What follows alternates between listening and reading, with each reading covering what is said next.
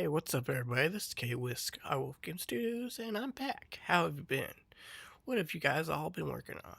Alright, so for today, I'm going to show you a neat little shading trick that will make it a lot easier for you to create and build out your 3D models. Here I've built a low poly stylized energy weapon for my sci-fi game Puzzletrap I updated on Google Play.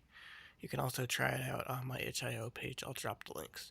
But anyways, so typically when you're 3D modeling, you end up seeing a model that looks like this.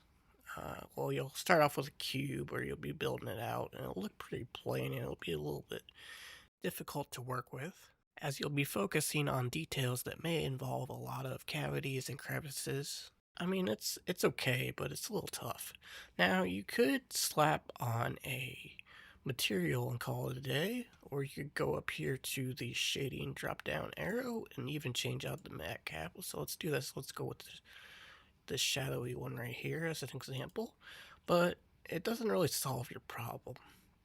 So let's flip this back. What you want to do is under the viewport shading drop down arrow, if you go down here and you click on shadow, and what I typically do is I drop this down to about 150, and you can instantly see it's starting to get better.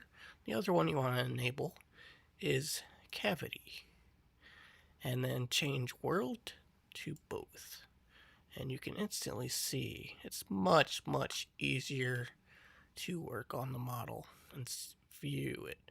That way you can get an idea, especially if you don't have a texture on it quite yet.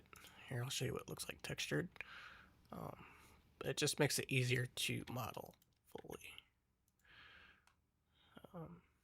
But I just thought this was a neat little trick that a lot of people might not be aware of, so I figured I'd help you out with that.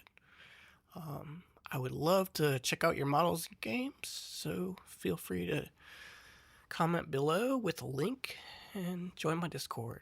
I'll talk to y'all later, and good luck.